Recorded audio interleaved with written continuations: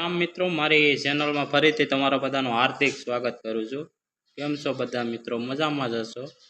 તો મિત્રો, આજ ગણેશ ચતુર્થી, ગણપતિ બાપા મોરિયા આવી ગયા છે. ગણપતિ બાપા મોરિયા ને અમારા ગામમાં પણ આવે એ આજે હું તમને બતાવું, ગણપતિ બાપાના દર્શન કરાવું. પણ મારી ચેનલમાં નવા હોય તો ચેનલને પહેલાં સપોર્ટ કરો મિત્રો.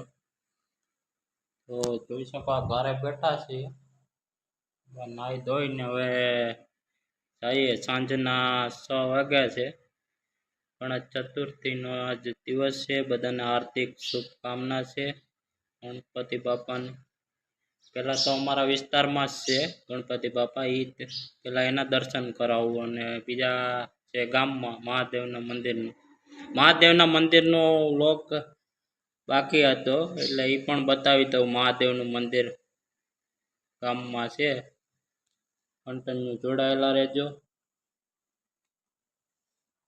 તો મિત્રો, આ અમારો વિસ્તાર છે અને આ પોલની ત્યાં જ છે ગણપતિ બાપાનું, આ બીજી શેરીમાં. હવે ત્યાં જવાનું છે. અમારું ગામ છે ને મિત્રો, 2 ભાગમાં છે. આ પરુ છે, નવા પરુ, નાનું ગામ છે, તમે જોઈ શકો મિત્રો. અને હવે દર્શન કરી લો ગણપતિ બાપાના, જે આવી ગયા છે અમારા વિસ્તારમાં. 10 દિવસ બાપાની સેવા કરીએ અને ધામધૂમથી બાપાનો આ ગણેશ ચતુર્થીનો કાર્યક્રમ ઉજવીએ.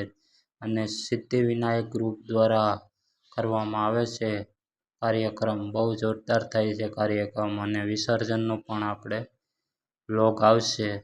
એ પહેલાં ચેનલને સપોર્ટ કરો અને ગણપતિ બાપાના આશીર્વાદ બધા લઈ લો. હવે જોઈ શકો તમે. ને હવે જવાનું છે ગામમાં.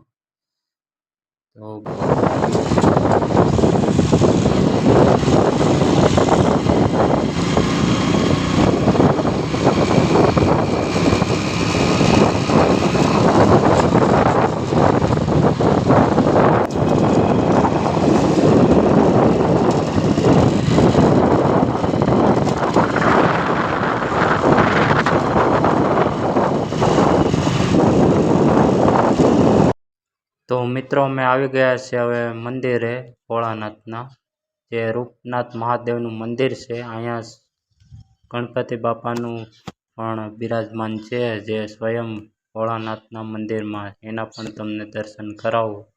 જોઈ શકો તમે, આ ગણપતિ બાપા છે, એના દર્શન કરી લો બધા મિત્રો. અને બધાના દુઃખ દૂર કરે એવી પ્રાર્થના છે ગણપતિ બાપાને. અને આ મંદિર છે મહાદેવનું.